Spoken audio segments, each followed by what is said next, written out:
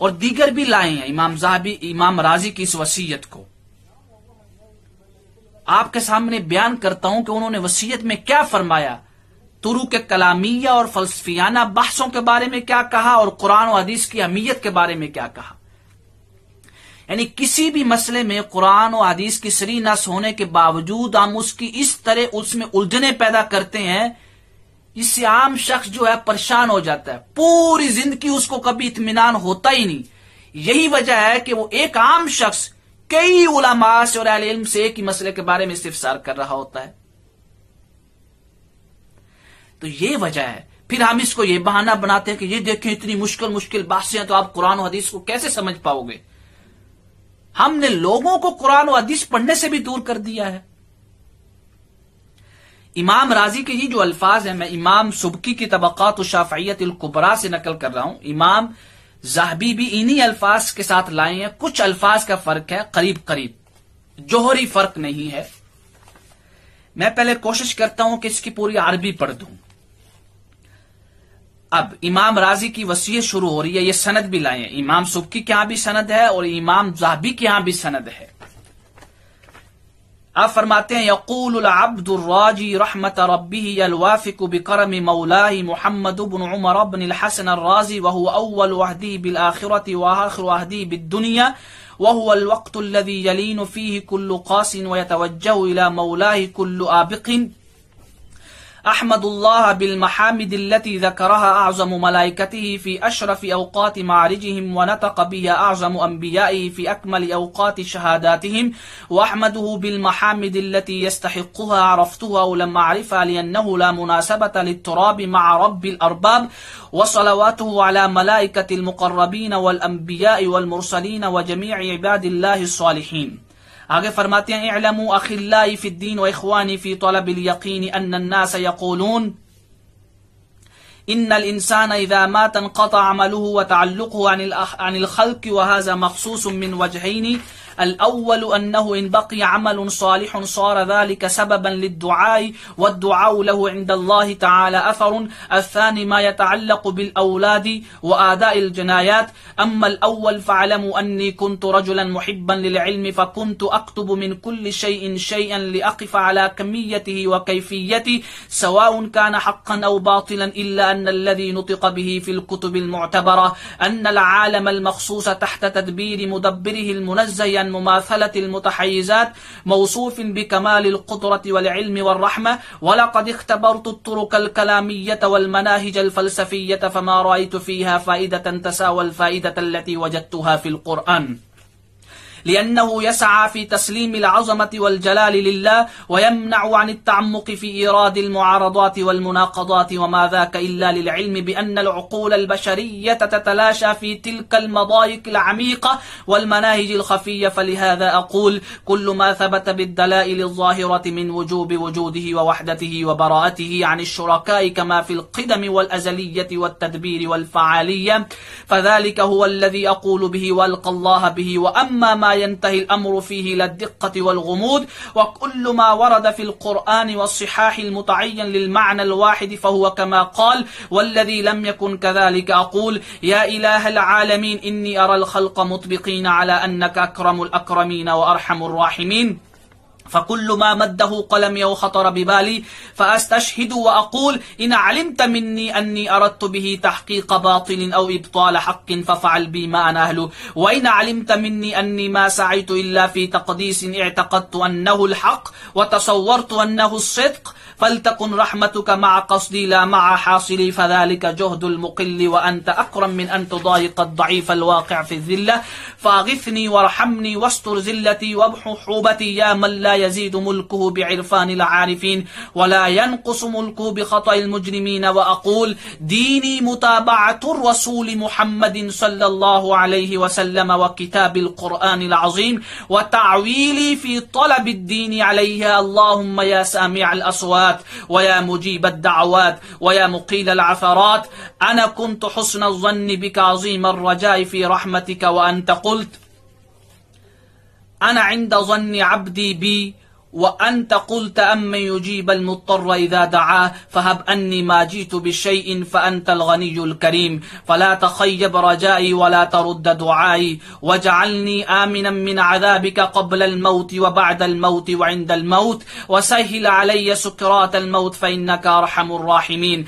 وأما الكتب التي صنفتها واستكثرت فيها من إيراد السؤالات فليذكرني من نظر فيها بصالح دعائي على سبيل التفضل والإنعام إلا فليحذف القول السيء فإني ما أردت إلا تكثير البحث وشحذ الخاطر والاعتماد في الكل على الله. الثاني وهو إصلاح أمر الأطفال فالاعتماد فيه على الله.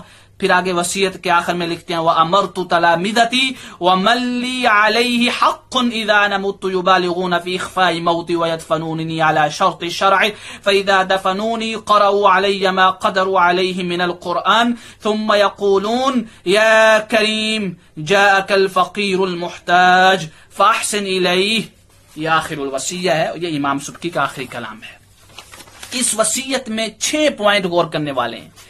پہلا پوائنٹ، آپ فرماتے ہیں کہ میں نے طرق کلامیہ اور مناہج فلسفیہ پہ میں نے اس طریقے کو اختیار کیا اپنی کتب میں اور اپنی زندگی پر، لیکن میں نے ان میں کوئی فائدہ نہیں دیکھا. سب سے زیادہ جو فائدہ میں نے دیکھا وہ قرآن کریم میں ہے. کیوں؟ وہ کہتے ہیں کہ جو عقول بشریہ ہیں وہ اس قسم کے معارضات اور مناقضات اور جو مضایق عمیقہ ہیں، جو مناہج خفیہ ہیں، جو مشکل منہج ہیں، اس کو سمجھنے سے قاصر ہے. اور قرآن و حدیث کا مفہوم بالکل آسان ہے اور منہج بالکل سہل ہے جس کو ہر شخص سمجھ سکتا ہے. اس لیے کہتے ہیں فلہذا اقول، ہر وہ چیز جو دلائل ظاہرہ سے ثابت ہے میرا ایمان بھی اسی پر ہے اور میں اسی عقیدے کے ساتھ اللہ رب العزت سے جا کے ملوں گا. اور ہر وہ چیز جس میں دقت اور غموض ہے اس کو نہیں، اور ہر وہ چیز جس میں قرآن اور احادیث کا ایک معنی واضح ہے میں اس پر ویسے ہی ایمان لاتا ہوں. کوئی تعویل، کوئی فلسفیانہ بحث نہیں کرتا. اگر میں اس پر ایمان نہیں لایا تو میں اللہ کے حضور دعا کرتا ہوں کہ اللہ رب العزت مجھے معاف فرمائے. تیسرا پوائنٹ جو اہم ہے، دوسرا پوائنٹ یہ ہوگا کہ دلائل ظاہرہ کے منہج پہ. تیسرا پوائنٹ کیا ہے؟ آپ کہتے ہیں اللہ رب العزت سے دعا کرتے ہوئے کہ اللہ رب العزت سے کہ تیری رحمت میرے قصد کے ساتھ ہو، اس کے ساتھ نہ ہو جو کچھ میں نے حاصل کیا اور لکھا ہے. کیوں کہ مجھے اپنے قصد کے بارے میں تو معلوم ہے کہ میرا قصد صحیح تھا لکھتے ہوئے، لیکن جو لکھا ہوا ہے اس کے بارے میں مجھے 100% یقین نہیں ہے. ہو سکتا ہے بہت سی چیزیں اس میں خطا پر مبنی ہوں، غلط ہوں. اگر تو میری گرفت اس پر کرے گا جو کچھ میں نے لکھا ہے، جو کچھ میں نے حاصل کیا ہے، تو میں بچ نہیں پاؤں گا. میرے ساتھ معاملہ میرے قصد کی بنیاد پہ کرنا، جو کچھ میں نے استنباط کیا ہے، استخراج کیا ہے، جو کچھ میں نے نکالا ہے نصوص سے، اس کے ساتھ میرا معاملہ نہ کرنا. آج ہر شخص اپنی فکر کو، اپنی رائے کو قطعی درجہ دیتا ہے اور اس پہ فیصلہ کرتا ہے بیٹھ کے. آگے چوتھا پوائنٹ آپ نے واضح کہا دینی مطابعت الرسول محمد صلی اللہ علیہ وسلم و کتاب القرآن العظیم و تعویلی فی طلب الدین علیہ، کہ میرا دین اللہ کے رسول صلی اللہ علیہ وسلم کی پیروی کرنا اور قرآن کریم کی اتباع کرنا ہے، اور میں انہی دونوں پر اعتماد کرتا ہوں. یہ آپ اپنے وصال کے وقت وصیت فرما رہے ہیں اپنے شاگرد کو. اللہ اکبر. پانچواں پوائنٹ کہتے ہیں میں نے جو کتب لکھی میں نے اس میں کثیر سوالات اور بحثیں لایا ہوں. پڑھنے والا اگر اس میں اچھا قول دیکھے تو مجھے اچھی دعاؤں میں یاد رکھے، اگر برا قول دیکھے تو اس کو حذف کر دے اور میرے لیے مغفرت کی دعا کرے. یہ معنی ہے کیونکہ میں نے اللہ پہ اعتماد کرتے ہوئے، اچھا قصد کرتے ہوئے یہ کیا تھا، اگرچہ خطا ہو گئی. پھر آخر میں کہتے ہیں کہ میں اپنے شاگردوں کو، ہر اس شخص کو جس کی میرے ساتھ محبت ہے یا کوئی نہ کوئی حق ہے اس پر میرا، اس کو حکم دیتا ہوں کہ جب میں فوت ہوں تو میری موت کو چھپایا جائے اور مجھے شریعت کے مطابق دفن کیا جائے، اور پھر کھڑے ہو کے کچھ قرآن کی قرات کی جائے اور یہ دعا کرنا کہ یا کریم، اے کریم، تیرے پاس آج ایک فقیر محتاج آیا ہے، اس کے ساتھ اچھا معاملہ کرنا. یہ دیکھیں امام رازی نے کہا جو فائدہ قرآن و حدیث کے مفہوم میں ہے اور نصوص میں ہے وہ میں نے طرق کلامیہ، فلسفیانہ، متکلمانہ بحثوں میں نہیں دیکھا. کیوں کہ متکلمانہ اور فلسفیانہ بحثوں میں معارضات، مناقضات اور مشکلات ہیں، لیکن قرآن و حدیث کا مفہوم آسان ہے، اور فرمایا میرا دین جو ہے وہ حضور اور قرآن کریم کی اتباع ہے، اور میرا اسی پر اعتبار ہے، اور میں اسی کے ساتھ اللہ رب العزت سے جا کے ملوں گا۔ اب وہ لوگ جو ہر بات پہ کہتے ہیں، تعویلیں لے آتے ہیں، فلسفیانہ متکلمانہ بحث سے شروع کر دیتے ہیں قرآن و حدیث کی ظاہری نصوص کے مقابلے میں یا عموم کے مقابلے میں، اور کہتے ہیں کہ قرآن و حدیث کو ڈائریکٹ نہیں پڑھ سکتے، ڈائریکٹ پڑھنے والے ختم ہو گئے ہیں، العیاذ باللہ تعالی۔ تو امام راضی کی اس وصیت کو ضرور پڑھیں، اور اللہ رب العزت کے حضور دعا ہے کہ رب کائنات ہمیں قرآن و حدیث کے مفہوم کو سمجھنے کی توفیق عطا فرمائے اور اسی کے مطابق چلنے کی توفیق عطا فرمائے، اور ہر شخص کو قرآن و حدیث پڑھنا چاہیے، کیونکہ وہ اس کا مکلف ہے، اسی کے بارے میں اس سے سوال ہوگا کہ اس نے جو سمجھا ہے کیا سمجھا ہے۔ اللہ رب العزت کے حضور دعا ہے کہ رب کائنات ہمیں زیادہ سے زیادہ قرآن و حدیث پڑھنے کی توفیق عطا فرمائے اور اس کو سمجھنے کی توفیق عطا فرمائے۔ وما علینا الا البلاغ واللہ تعالی اعلم بالصواب۔